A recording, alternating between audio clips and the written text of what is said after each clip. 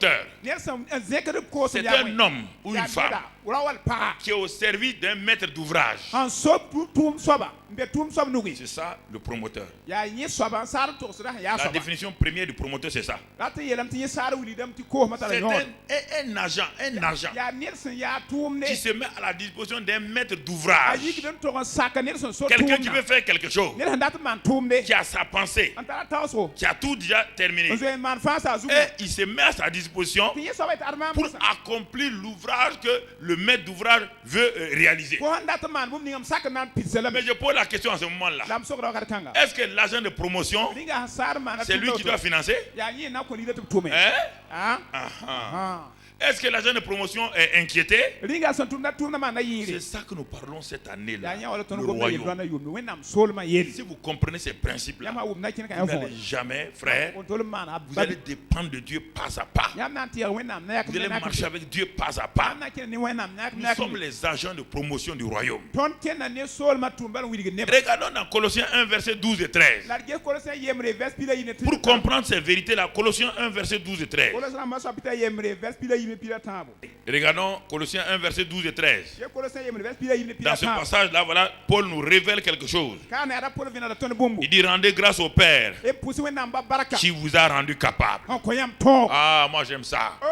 J'aime cette expression, qui nous a rendu capable. Il m'a rendu capable. Dis à Dieu: merci de ce que tu m'as rendu capable d'avoir part à l'héritage des saints dans la lumière. Oh oui, quelle merveille. Dieu m'a rendu capable d'avoir part à l'héritage d'abord. Et ce Dieu, je dois lui rendre grâce parce qu'il nous a délivrés de la puissance des ténèbres, du royaume des ténèbres, et nous a transportés dans le royaume du Fils de son amour. Oh, si nous pouvons comprendre cela, jamais on aura un orgueil. Nous étions les esclaves de Satan. Nous opérons dans la maison de Satan. Un maître dur. Regardez le monde. Regardez le monde. Regardez le monde.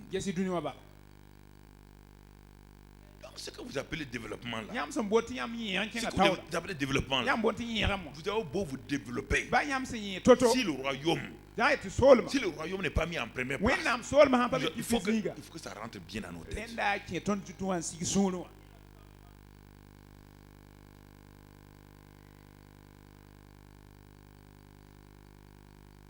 Tous les éléments de progrès technique sont devenus les éléments de perversion aujourd'hui dans le monde civilisé. On a oublié de faire des lois maintenant. Vous voyez que c'est terrible. On fait le progrès technique. Les gens l'utilisent pour faire du mal. Les gens l'utilisent pour détourner l'argent des banques. Les gens l'utilisent pour enlever l'argent de ton compte. Les gens l'utilisent pour faire la pornographie. On a oublié maintenant. On voit que le progrès technique n'a pas été utile. On a oublié de faire des lois. Des lois pour savoir qui est branché sur tel réseau pornographique. Actuellement, tu regardes sur l'ordinateur un truc pornographique, on sait où tu es et on sait qui est en train de regarder. Et on met les gens en prison à cause de ça.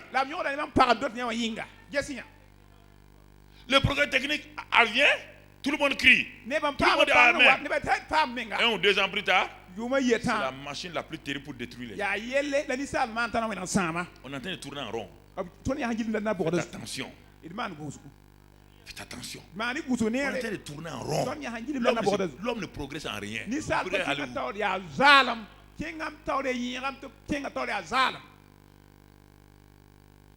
Abraham sont morts à combien? 175 ans. Isaac, 180 ans. Tous les gens, ils n'avaient aucun progrès technique. Mais ils étaient en connexion avec Dieu. Frère, vous courez, vous cherchez quoi? Vous êtes en train de chercher quoi? Ceux qui ont trouvé, ceux qui ont eu ça là, ils veulent reculer. Vous courez pour aller chercher quoi?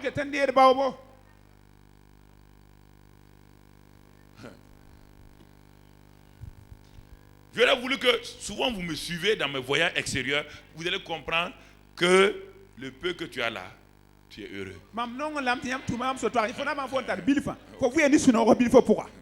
Ok. Ok. Regarde ici. Il dit Dieu nous a délivrés et nous a transportés. Pourquoi Dieu nous a-t-il délivrés? C'est la question. Dieu ne nous a pas délivrés de Satan pour qu'on aille au paradis. Ça c'est pas. Dieu nous a pas sauvés pour aller au paradis. Dieu est en train d'amener son royaume sur la terre. Dieu cherche des agents de promotion de ce royaume-là. C'est pourquoi Dieu a fait des recrutements. Il a commencé à piller le royaume de Satan où il y avait les agents là.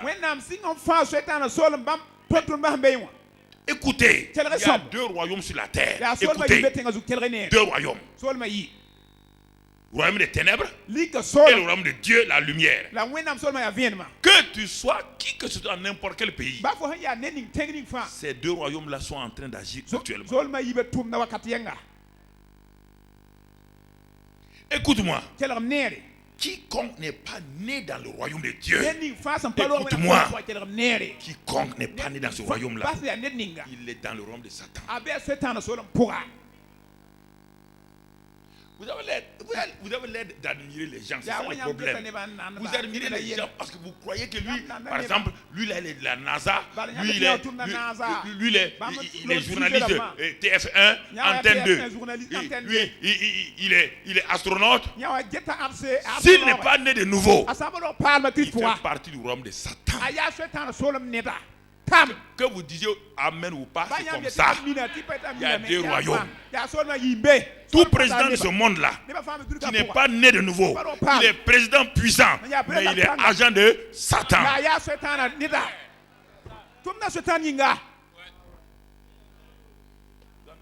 Il n'y a pas de micmac. Il y a 2 royaumes clairs. Vous entendez? Vous avez l'air d'admirer des gens par rapport à qui vous êtes supérieur. Je suis délivré. Vous voulez dire quoi? Je m'assois devant un chef d'État. Lui il n'est pas converti. Moi je suis converti. Le plus important aux yeux de Dieu c'est qui? C'est moi. C'est pas lui. Non, mais vous ne voulez pas croire, c'est ça le problème. C'est pourquoi vous admirez les gens. Ah, lui, il est banquier en quoi? Banquier de quoi? Banquier de quoi? Et en plus, banquier là, si chacun retire son argent, est-ce qu'il y aura la banque encore? Le banquier n'est qu'un simple gardien. Gardien de votre argent. Donc ne me frisez pas l'argent, je suis banquière. Si tu es banquière, ça te regarde. Moi, je ne suis pas banquier. Non, il faut arrêter. Bien-aimés frères et sœurs, le royaume de Dieu. Jésus était le premier agent de promotion. Premier agent. Et il a été annoncé dans Ésaïe 9. Ésaïe 9, elle l'avait déjà annoncé d'avance. Que Dieu enverra un jour le premier agent de promotion du royaume sur la terre. Qui est en même temps l'agent de promotion et le roi en même temps. Donc Ésaïe 9. Et au verset 5.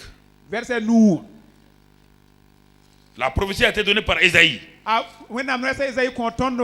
il dit, car un enfant nous est né, un fils nous est donné, et le gouvernement reposera sur son épaule, ou dans d'autres versions, la domination. Et dans l'hébreu, il n'y a pas de point virgule. Dans l'hébreu, il n'y a pas de point virgule. Dans l'hébreu, voilà comment on lit ça. Un enfant nous est né, un fils nous est donné, et le gouvernement reposera sur son épaule, car il est admirable, il est conseiller, il est le Dieu puissant, le Père éternel, prince de la paix. le gouvernement repose sur son épaule. Donc le royaume, c'est lui qui va prendre le royaume sur ses épaules pour l'introduire dans ce monde. Vous entendez? Et c'est pas fini. Quand le temps est venu, on dit un enfant est né. Effectivement, dans Matthieu 2, l'enfant va naître. Regardons. L'enfant va naître. Cet enfant qui a été prophétisé, il va naître. Matthieu 2. Vous allez voir, sa naissance va provoquer. Parce que tant que lui n'était pas né, qui contrôlait la terre? Est-ce qu'il était dérangé? Il avait vaincu tout le monde. Il était à l'aise. Oui ou non? Mais regardez la naissance de cet enfant-là, ce que ça va provoquer. Sa simple naissance.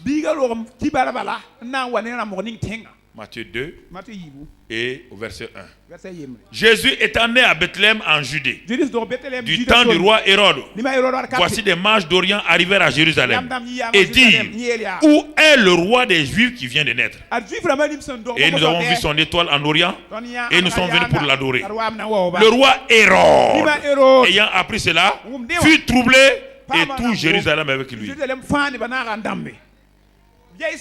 Si c'était un roi normal, est-ce qu'on peut être troublé? Est-ce que c'est Hérode dans la chair qui a été troublé? Qui a troublé Hérode? Qui a entendu, qui a su que quelque chose est arrivé? Satan a su que son royaume était en quoi? En danger. C'est là que je veux vous dire. Pourquoi l'Église ne prêche pas le royaume? Dès que vous prêchez le royaume, vous déclenchez une guerre contre vous. C'est pourquoi la plupart des dénominations abandonnent le royaume. Prêche la vie chrétienne.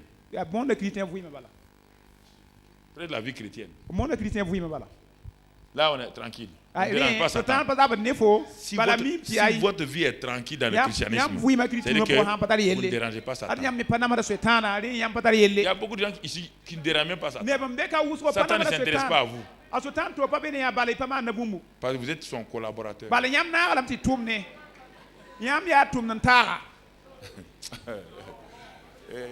Mon ami, écoutez, vous comprenez ça. Et lis la suite.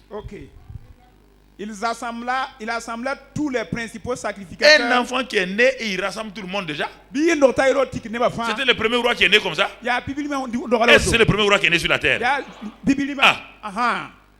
Mais pourquoi cet enfant qui est simplement enfant là naît seulement, il rassemble tout le monde? Qu'est-ce qu'il a fait? Et les scribes du peuple, ils s'informant auprès d'eux où devait naître le Christ. Voyez ici,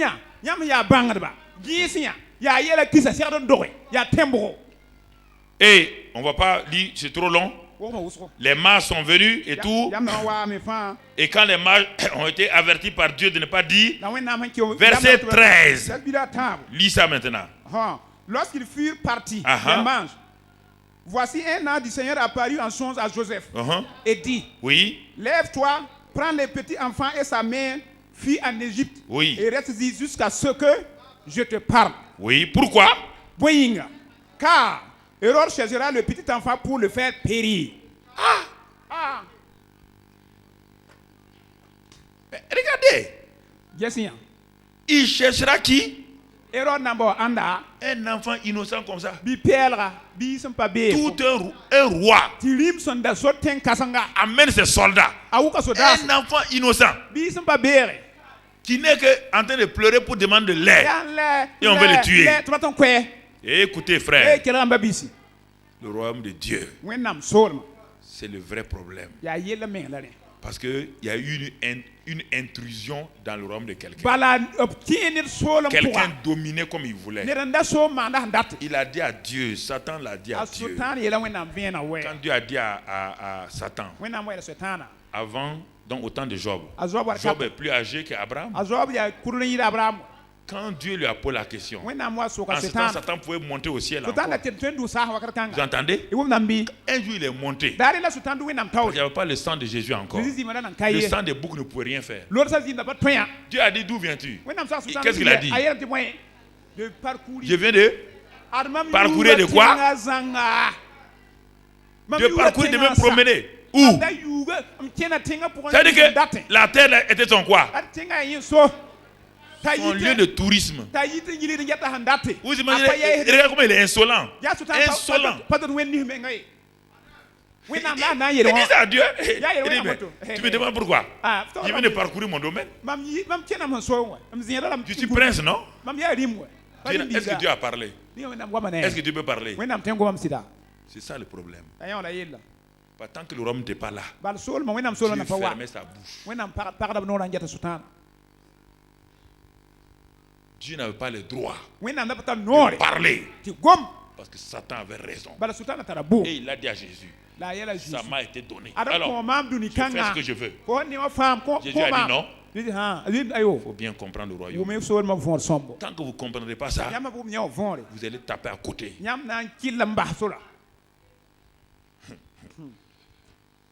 C'est le taper à côté.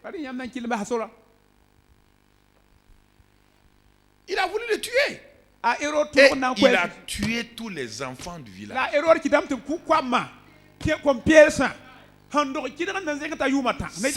Satan n'aime pas le royaume.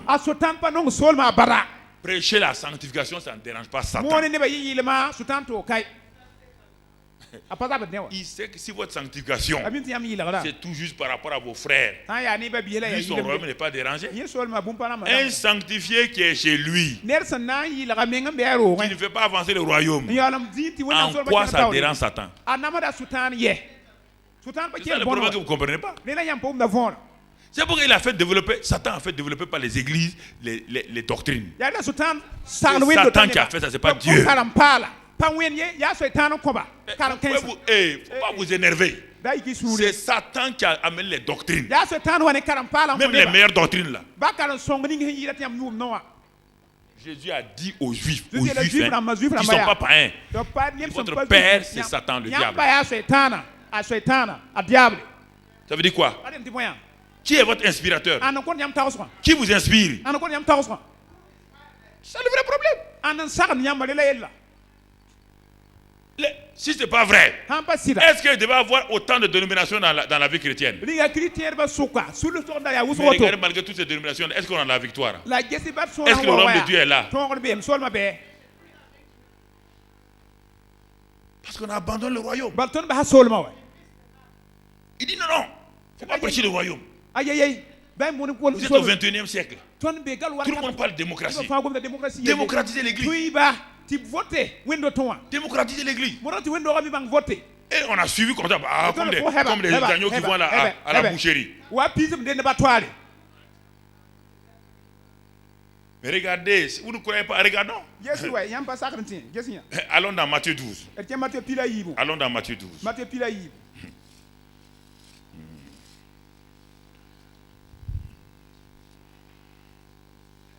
Matthieu 12. Et au verset 22. Jusqu'à présent, Jésus était populaire. Si vous lisez jusqu'à maintenant, Jésus était populaire. Populaire. Les gens le suivent partout. On va voir qu'est-ce qui va commencer. Quelque chose va commencer à partir. Quand vous lisez la Bible, il faut savoir qu'est-ce qui se passe. Alors, on lui amena un démoniaque aveugle et muet. Et il le guérit, de sorte que le muet parlait et voyait. Et regardez maintenant, verset 23. Toute la foule étonnée disait, n'est-ce point là le fils de David? Jusqu'à présent, la foule n'avait rien dit.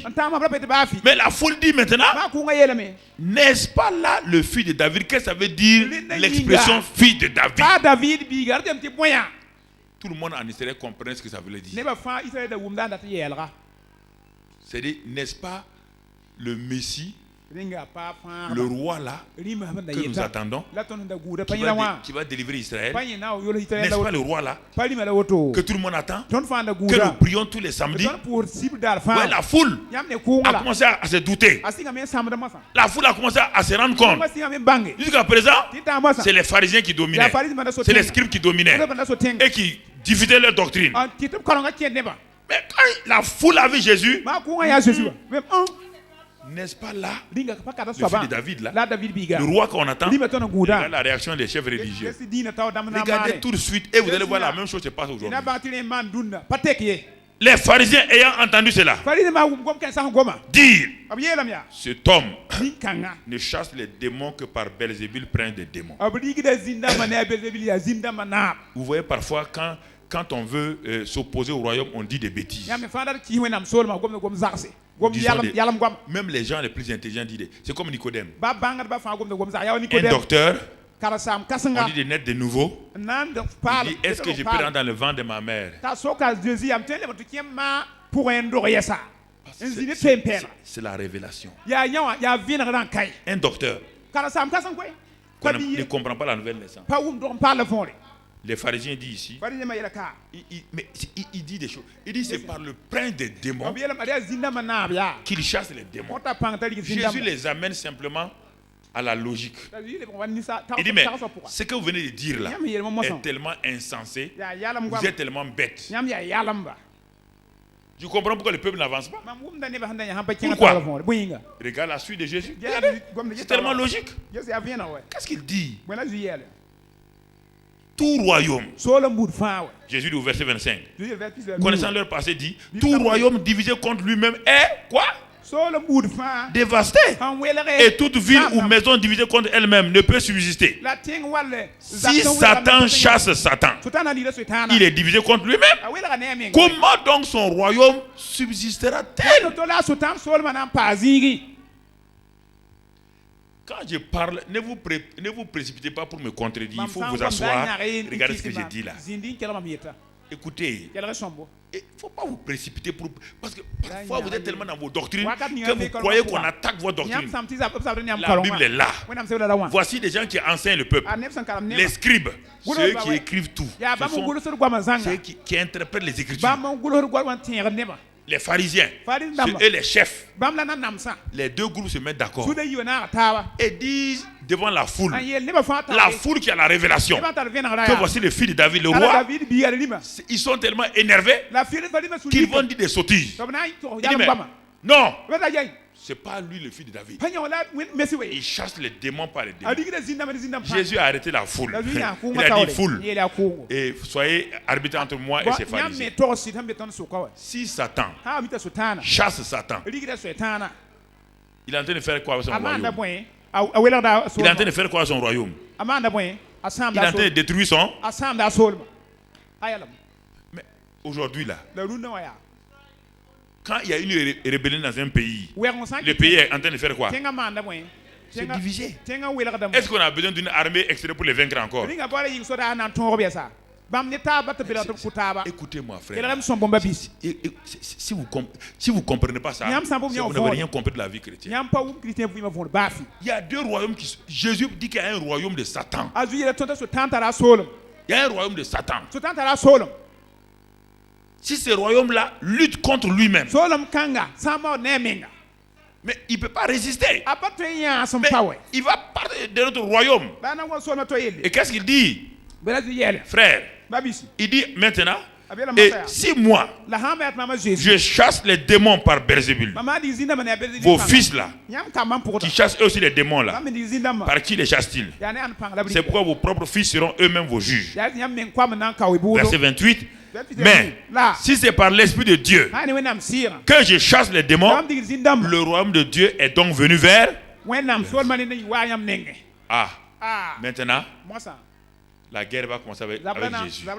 Depuis ce jour-là, lisez la Bible là, la vie de Jésus, il a eu des problèmes. On veut le tuer maintenant. La décision de le tuer a commencé ici. A commencé là. ils ont été tellement méchants que Jésus va leur répondre durement. Regardez la suite, comment Jésus va leur répondre durement.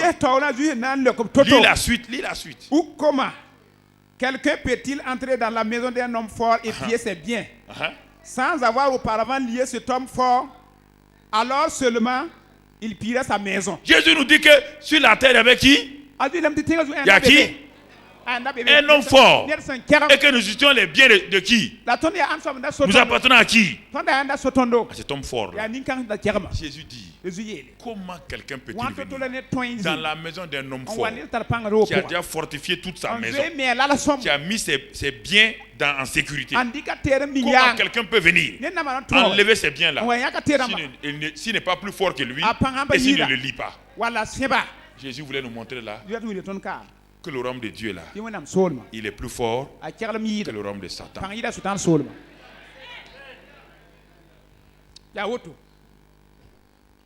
Et l'avertissement qu'il donne maintenant, regardez, regardez bien. Seulement il pillera sa maison. Celui qui n'est pas avec moi est contre moi. Et celui qui n'assemble pas avec moi disperse. Celui qui refuse le royaume de Dieu, il est en train de disperser. Lui, c'est pas fini. Il y a un avertissement dangereux. C'est pourquoi je vous dis. C'est pourquoi je vous dis. Tout péché et tout blasphème sera pardonné aux hommes. Écoutez, regardez. C'est pourquoi je vous dis là. Prêcher la sanctification, c'est important. C'est important. Mais ça ne veut pas empêcher quelqu'un qui se répand d'aller au ciel. Écoutez ce que Jésus nous dit. C'est par rapport à quoi qu'il nous parle. C'est par rapport au royaume, à la manifestation du royaume, que Jésus va dire une parole très dure.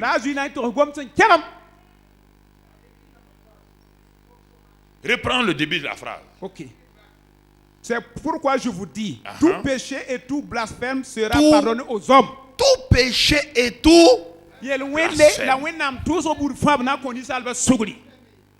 sera pardonné à qui? Aux hommes. Péché contre le Père, il n'y a pas de problème. Péché contre Jésus-Christ, il n'y a pas de problème. Puisqu'il est l'agneau de Dieu qui est venu ôter les péchés. Mais écoute maintenant. Retourne un peu plus haut. Si ce n'est pas le doigt de Dieu que je chasse, et lis ça, relis ça, pour comprendre quelque chose. Un peu plus haut. Le royaume de Dieu est venu vers donc. Mais si ce n'est pas l'Esprit de Dieu que je chasse les démons, écoutez, le royaume de Dieu est donc venu vers vous. Donc, si ce n'est pas l'Esprit de Dieu que je chasse, écoutez bien. Déjà dit qu'on pêche contre le Saint-Esprit, c'est quoi? Péché contre le Saint-Esprit, c'est quoi? C'est pas un péché d'adultère. C'est pas mensonge. C'est pas blasphème. Le péché contre le Saint-Esprit est précis. Quand le royaume est là, il dit, si c'est par l'Esprit de Dieu que je chasse les démons, termine la phrase, qu'est-ce qui est venu? Le royaume de Dieu est venu vers vous. Donc le royaume de Dieu vient par qui? Et quand il vient, il manifeste oui ou non. Bon, relis ta phrase là maintenant où tu t'es arrêté. Et quiconque parlera contre le Fils de l'homme, il lui sera pardonné. Mais quiconque parlera contre le Saint-Esprit, et ne lui sera pardonné ni dans ce siècle, ni dans le siècle à venir. Quiconque nie la réalité du royaume par le Saint-Esprit, c'est fini pour lui. Puisqu'il refuse le royaume. Si tu refuses le royaume, tu es où? Non.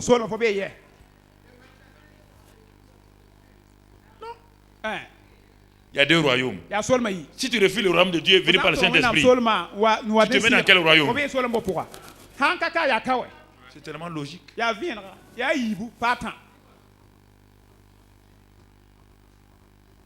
Le royaume est dans le Saint-Esprit. C'est le royaume qui manifeste le Saint-Esprit. Et quand il le manifeste, si tu ne prends pas garde et tu juges, c'est-à-dire que tu dis, tu refuses la manifestation du royaume de Dieu. Si tu refuses ça, toi-même tu te disqualifies. C'est pas Dieu, tu te disqualifies. Péché contre le Saint-Esprit, ça veut dire quoi? C'est disqualifié. Le Saint-Esprit ne peut plus t'aider puisque tu refuses son royaume.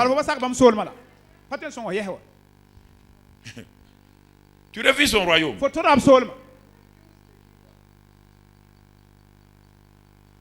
C'est pour en anglais, ils disent kingdom. Kingdom. De deux mots. King, le roi. King, et dom, le domaine du roi. Le domaine du roi. Nous sommes les sujets du roi. Nous sommes les sujets du roi Jésus. Et il nous a fait grâce en nous élevant aussi au niveau du roi et sacrificateur. Et nous ne sommes pas conscients de ça. Nous sommes tous, on va faire notre ministère. Dieu va faire ça pour Dieu. Je n'ai pas besoin de ce que tu fais. Fais seulement ce que tu dis faire. Mais dans le psaume 51 et 50, il a posé quelle question? Dans le psaume 50, qui comprend? Il a posé une question là-bas. Hein? Il dit, tout appartient à qui? Dans le psaume 50, il a dit que tout lui appartient. Tout ce qui est sur les montagnes. Oui ou non? Il dit, si j'avais besoin d'un bélier, est-ce que je vais te demander? Hein? Tout ce qui est sur la terre là, appartient à qui? Donc tout ce que vous offrez à Dieu là, c'est pourquoi la première adoration dans la Bible, il faut apprendre ça. Faites attention. Caïn, qui va faire partie, qui va être le père des industriels. C'est ça. Lisez là. Les filles de Caïn, ceux qui ont commencé les inventions. Tout. Lisez la Bible. Il faut bien voir. Hein. Et Abel, le père des adorateurs. Les deux enfants ont été enseignés par leurs parents. Il faut bien comprendre. Écoutez-moi. On voit ça depuis Genèse. Hein. Le fils prodigue là, c'est toujours la copie de Genèse. Tout vient de Genèse. La manière de s'approcher de Dieu. Quand il s'est assis, il a réfléchi. Il a eu des idées lumineuses.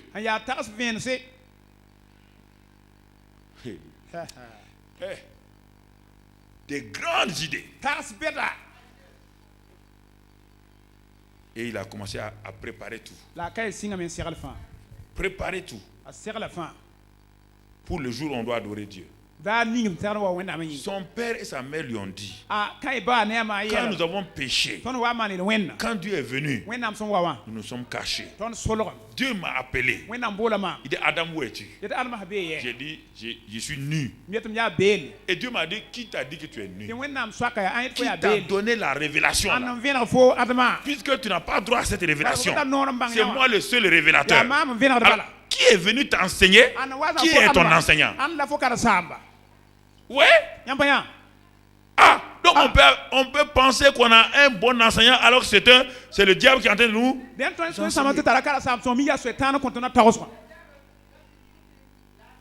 Adam et Ève n'avaient jamais péché. Ils ne connaissent pas le péché. Mais quelqu'un les a enseignés. Donc on peut vivre dans la pureté et pourtant quelqu'un nous enseigne pour faire des erreurs.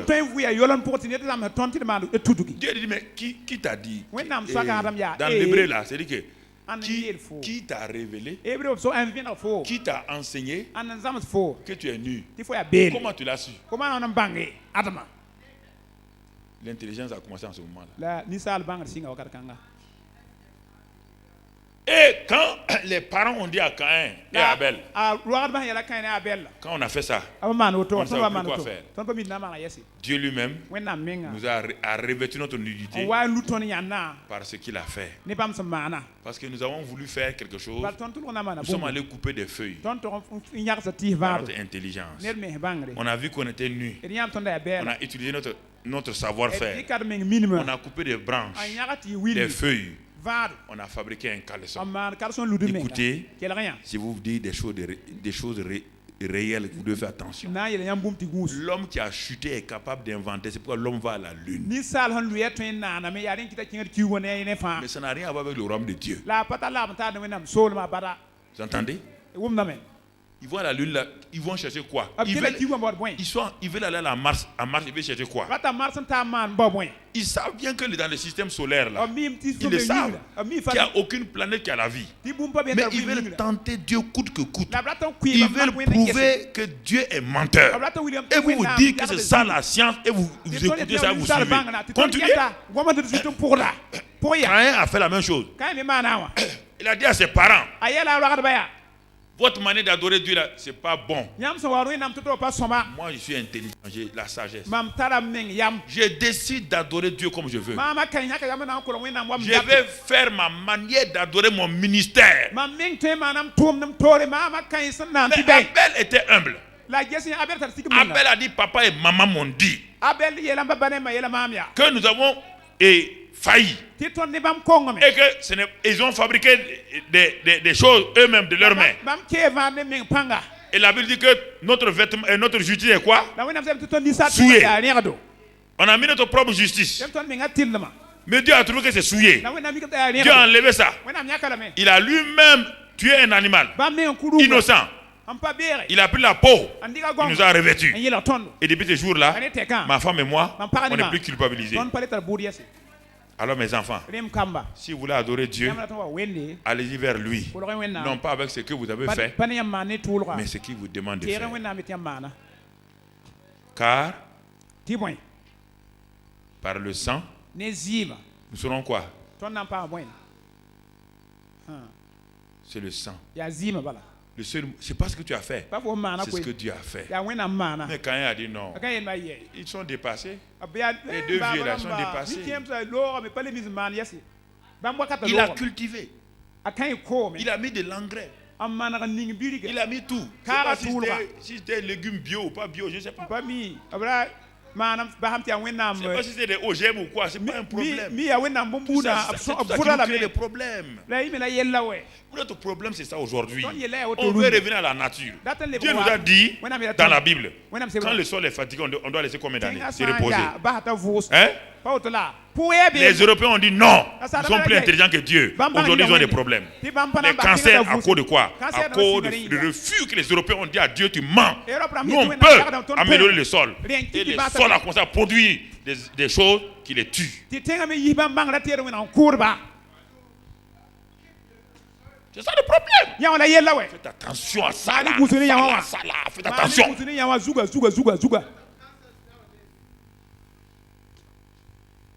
Quand il a décidé, le jour d'adoration est arrivé. Abel a tué un animal, dit Dieu, je ne peux pas m'approcher de toi. Il faut un intermédiaire. Il faut qu'un animal innocent meure. Parce que moi je suis pécheur. Il faut qu'un innocent paye. Car sans effusion de sang, il n'y a pas de pardon des péchés. Mais la religion de Caïn était une religion sans sang. Intellectuelle. Invention. Excellence. C'est ça. On va faire quelque chose de bien. Il avait la bonne intention. La bonne intention ne suffit pas. La bonne intention, les chemins de l'enfer sont pavés par les bonnes intentions. C'est l'intention de Dieu qui prévaut. Le jour est arrivé. Deux enfants sont allés pour adorer Dieu. Quand il arrive, ouais, il est très sûr. Il a transpiré. Il a travaillé. Il a mis tout son cerveau en blanc. Il a posé son offrande. Quand Dieu a regardé, Dieu cherchait un seul signe. Le sang. Il n'a pas vu aucune trace de sang. Dieu n'a vu que l'intellect. Mais l'intellect quoi? Complètement souillé. Dieu a tourné la face. Abel est arrivé, tremblotant. Il n'a rien de bon. Il amène la graisse et le sang. Quand il a posé ça, il dit Dieu, et compassion, sans effusion de sang. Dieu dit, je t'agrée. Les deux religions ont commencé ce jour. Lisez Caïn Baal. Lisez tout. Lisez tout. L'industrie a commencé. Les inventions ont commencé sur la terre. Et c'est eux qui sont allés pour faire Babel. Regardez la lignée d'Abel. Qui a remplacé? Seth a remplacé Abel. Regardez sa lignée.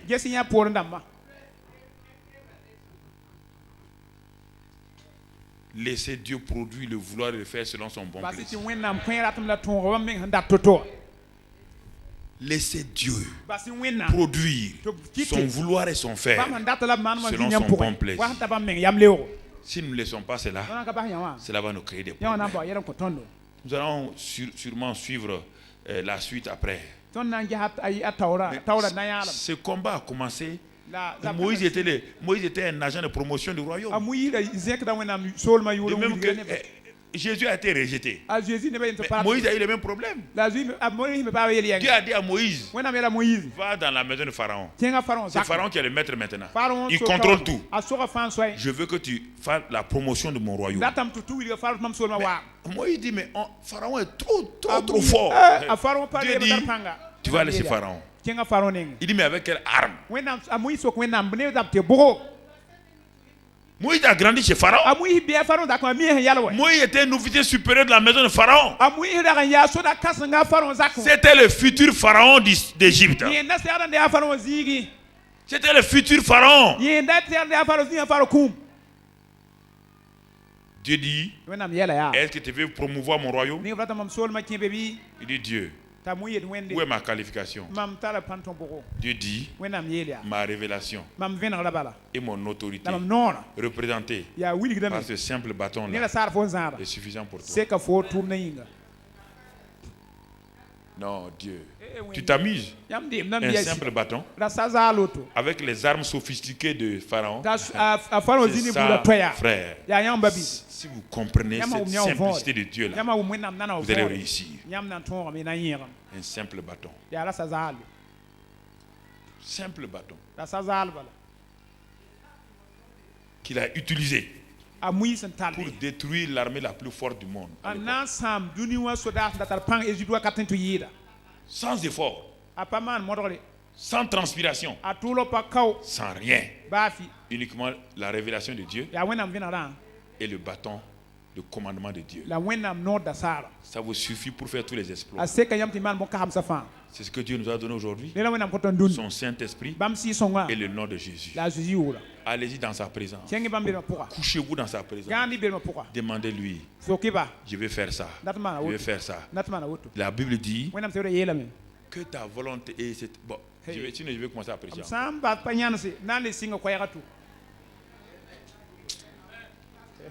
Écoutez, vous ne comprenez pas. Tout ce qui est fait sur la terre, dans le royaume, est la duplication de ce qui est où? Que ta volonté qui est faite au ciel soit faite où? Les choses que tu as déjà faites au ciel doivent être faites où? Vous devez dupliquer simplement. Vous ne pouvez pas dupliquer une cassette qui n'existe pas.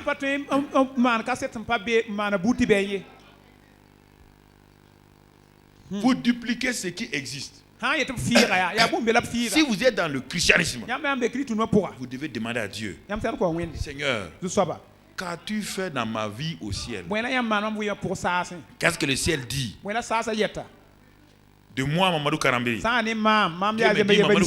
Au ciel, Dieu a dit, je te permettrai d'être économiste. C'est par ce moyen que je vais t'attraper à Toulouse. Mais, en allant à Toulouse là, ça c'est la chair sur la terre. Mais ma volonté parfaite va commencer à se réaliser à toi pour toi à Toulouse. Moi je cherchais des diplômes. Dieu m'a attrapé à Toulouse. Il m'a révélé sa volonté.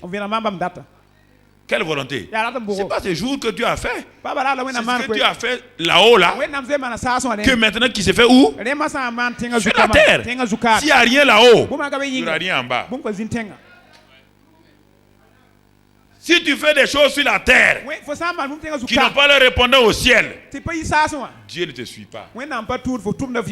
Tu peux dire, ah, j'ai fait ça, j'ai fait ça. Je dis, mon enfant, je ne peux pas te soutenir. Parce qu'il n'y a rien au ciel qui ressemble à ce que tu fais là. Il n'y a rien au ciel. Dans ta vie là, c'est tellement de ta vie là, je ne connais pas. Au ciel, ça n'existe pas. Ça n'existe pas. C'est pourquoi Jésus dit, je ne fais que ce que je vois faire au... Alors, est-ce que tu fais ce que tu vois faire le Père? Si ce n'est pas ce que le Père a fait, si tu vois autre chose, tu vas te conduire dans les problèmes. Ça va marcher. Mais à un moment donné, tu seras troublé. Et Dieu se retirera. Et tu te débrouilleras. Que Dieu nous aide ce matin à être des promoteurs du royaume de Dieu. Prions le Père. Père, nous voulons te prier ce matin. Nous voulons promouvoir ton royaume. Seigneur, uniquement selon le Saint-Esprit. Nous voulons, Seigneur, nous asseoir à tes pieds. Attendre patiemment de toi ta volonté. Car nous voulons envahir. Mais nous ne pouvons pas envahir par nous-mêmes. Car nous ne sommes que des soldats à la solde de l'état-major céleste. Aucun soldat ne fait la guerre par lui-même s'il n'est pas attaché à l'état-major. Nous voulons être attachés à toi, Seigneur. Toutes nos stratégies d'envahir, toutes nos techniques pour prendre possession de cette nation, de ce monde, nous voulons tenir tout cela de toi. Oh Père, nos idées sont bonnes, excellentes, mais si elles ne sont pas célestes, elles ne sont pas durables. C'est pourquoi, Père, nous avons accepté de prier pendant 3 mois. Nous voulons savoir, certains peuvent être pressés, croyant qu'on perd du temps. Ils ne comprennent pas. Comment un aveugle peut-il se conduire s'il n'y a personne pour le conduire? Nous sommes comme les aveugles. Tant que le Saint-Esprit ne nous conduit pas, nous allons aller tomber dans des trous. C'est pourquoi, Père, je ne veux pas conduire ce peuple-là dans des trous. Ma responsabilité est grande. Je ne veux pas les conduire dans le désarroi. Aide-moi et donne-moi des yeux. Montre-moi où je dois les conduire. Car même le grand Moïse, il a fallu que la colonne de feu bouge pour que Moïse bouge. Même le grand David, il a tout le temps consulté avant de faire les guerres. Père, nous ne voulons pas nous consulter nous-mêmes. Nous voulons atteindre cette nation-là. Nous voulons annoncer l'évangile. Nous voulons atteindre ce peuple burkinabé. Mais nous ne pouvons pas les atteindre par nous-mêmes. Notre intelligence, notre capacité. Mais tu nous as rendus capables. Et par le Saint-Esprit, comme tu as conduit Jésus, nous voulons être conduits ce matin. Élève ta voix et parle pour toi-même maintenant. Élève ta voix et parle pour toi-même maintenant. Dis à Dieu, Seigneur, je veux être conduit par ton Saint-Esprit. Dieu d'amour. N'oublie pas que tout ce qui est beau, tout ce qui brille n'est pas de l'or. N'oublie pas que tout ce qui est beau aux yeux de l'homme n'est pas beau aux yeux de Dieu. N'oublie pas que Dieu a dit à Samuel, lui, il ne regarde pas l'apparence, mais il regarde au cœur. N'oublie pas que Dieu, c'est le regard de Dieu qui compte. N'oublie pas que c'est la pensée de Dieu qui compte.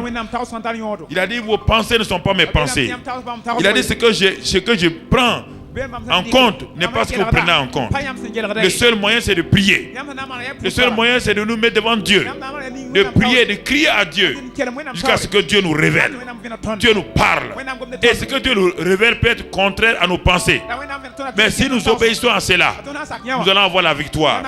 Père, ce matin-là, je te remercie pour chacun d'entre nous. Je te remercie pour nos vies. Cette année, nous voulons avoir l'impact. Mais un impact qui vient de toi. Un impact qui a été inspiré de toi. C'est pourquoi, Père, que toute la gloire, la louange et l'honneur soient pour toi ce matin, pour tout ton peuple. Conduis-les, guide-les, afin que nous puissions arriver à bon port et que nous puissions glorifier ton nom. Et que le royaume de Dieu soit manifesté au nom de Jésus. Amen. Amen. Amen. Amen. Après avoir écouté ce message, si vous avez décidé de donner votre vie au Seigneur Jésus-Christ, faites cette prière avec l'homme de Dieu. Ô Seigneur, ô Susaba, Tu es mort pour moi à la croix du Calvaire. Jésus, tu es l'agneau de Dieu qui a pris tous mes péchés, qui est mort pour moi. Et ce soir, je te reçois dans mon cœur comme sauveur de ma vie. Je confesse de ma bouche que tu es Seigneur de ma vie. Et maintenant, je reçois non seulement le pardon de mes péchés, la purification de mes péchés, mais je reçois aussi un nouveau cœur. Le Saint-Esprit me fait naître de nouveau maintenant dans ton royaume et me donne un cœur nouveau. Je reçois ce cœur nouveau. Je suis né de nouveau. Dieu habite dans mon cœur. Je suis enfant de Dieu. Maintenant, Dieu lui-même est mon Père. Je suis dans la famille divine et je bénis le Seigneur. Merci pour ta grâce et ta fidélité. Sois béni pour la vie éternelle, la vie divine que j'ai maintenant. Amen.